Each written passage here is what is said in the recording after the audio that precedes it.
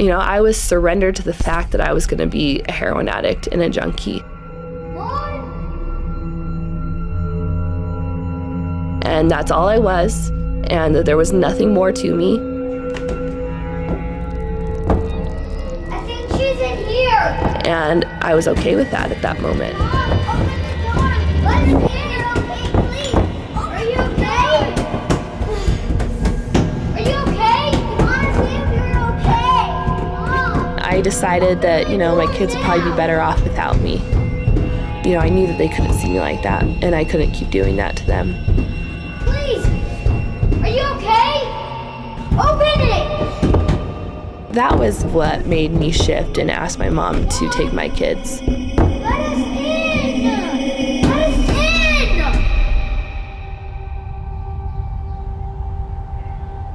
Fast forward a little bit, or just, during this time period, me and my boyfriend were living out of my car at the time.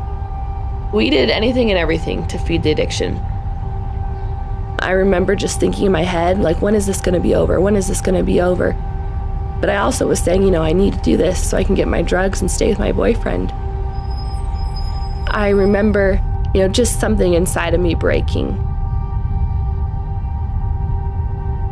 We pull off these side roads and, try to make sure nobody would find us.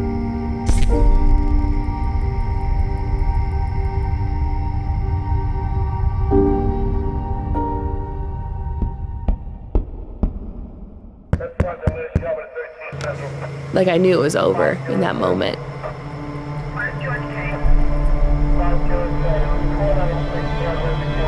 I do remember feeling a sense of relief because I knew I didn't want to live that life anymore, but I didn't know how to get out of it. I just remember tossing and turning in that little cell, wanting to get out. And I remember being so sick. I mean, it was horrible. And I felt so unworthy, of God's love, that he would, even be willing or wanting to take the time to talk to somebody like me. Personal revelation and prayer and meditation just seemed so foreign to me. But I remembered how I grew up all came flooding back.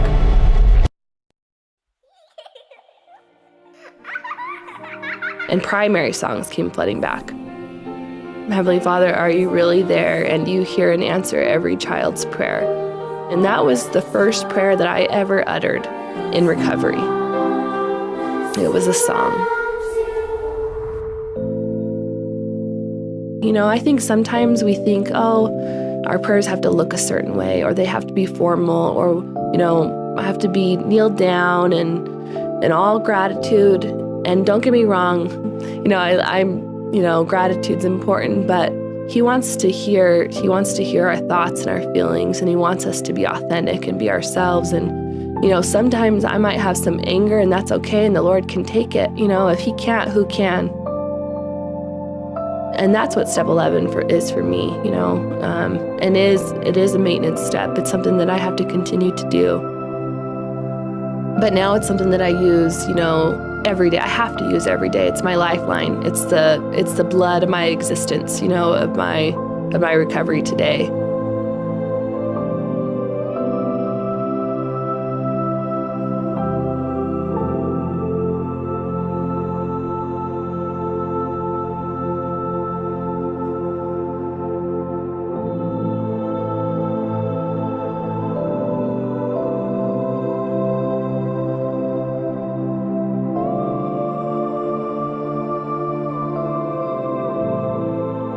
I have since gotten my kids back.